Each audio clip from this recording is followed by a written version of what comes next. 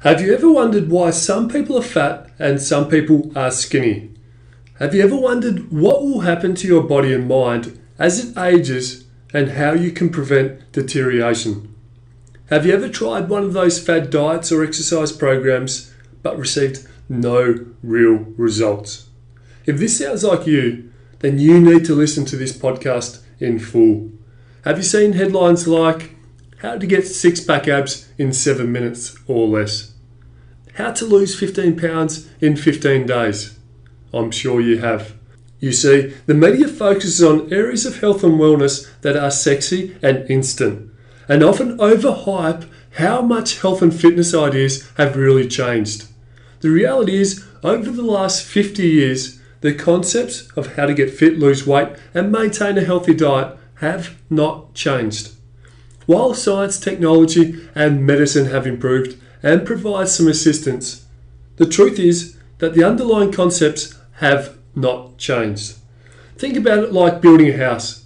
Once you've laid the foundational concrete slab, there's nothing you can do to change the overall size of the house.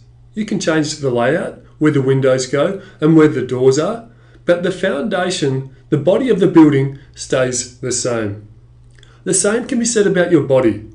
Over the last 50 years, there has been no significant breakthrough in science or research that shows different ways the body works. Ultimately, the body still works the same way we understood it 50 years ago. So the question is, why do these health and fitness magazines constantly advertise new diets, exercise, and wellness programs? The answer to that is, it sells magazines. We live in the instant age, where people expect to receive answers and results almost instantly. Magazines are trying to deliver that to their readers by showing them the quickest routes to weight loss, flat stomachs, and rock-hard abs. The reality is that these programs are all built on a single foundation. If you can change your daily eating and exercise habits to be healthier, then you will become healthier. Simply put, stop eating the wrong foods while sitting on the couch watching TV, and you'll end up thinner and fitter than before. Let's think about your health history for a moment. Think of a time when you were at your fittest and healthiest. Remember what you ate, how you looked, when you exercised. Were you constantly inside, or were you outside playing? Think about the habits you had back then. Recently, I did this with a friend of mine, and he had a startling revelation. The fittest and healthiest he can remember being was when he was living at home with his parents. When he was at home with his parents, he ate 3 regular and healthy meals a day. There was no chocolates or sweets in the house.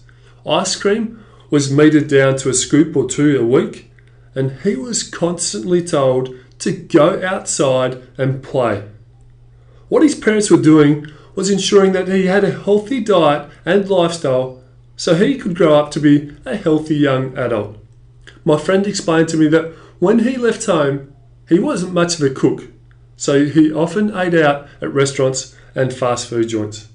He rarely exercised and spent most of his time either working, relaxing inside on the couch, or out partying. These 2 lifestyles, the one as a kid and one as a young adult, are so different. One is a more healthy, active lifestyle, whereas the other is a more unhealthy, sedentary lifestyle. The first lifestyle kept him fit, healthy, and in shape as a kid. But as a young adult, he was constantly battling a weight problem. Let me ask you, knowing these 2 lifestyles, which one do you think results in the hard abs? Which one results in a higher sex drive? Which one results in a killer body? The first one, right? Understand that your external look and your internal health is a direct response to the environment in which you live. The daily habits you maintain will determine the trend in your body's function. Think about it like this. When you invite a girlfriend around for a first date and she sees your house, she makes assumptions about you as a person. If your house is clean, tidy, and smells good, then she's more likely to think you are a keeper. But if your house is a mess, smells bad, and you have poor hygiene, then it's highly unlikely that she's going to think you are a keeper. The environment in which you live in dictates more than just your health.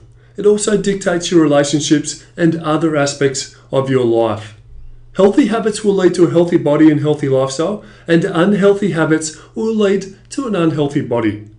Don't get me wrong, I'm not saying that these magazines don't hold great tips and ideas for a healthy lifestyle. What I am saying is that the essentials of health and fitness stay the same no matter how old or young you are. Don't be sold by these magazines into thinking there's a quick fix.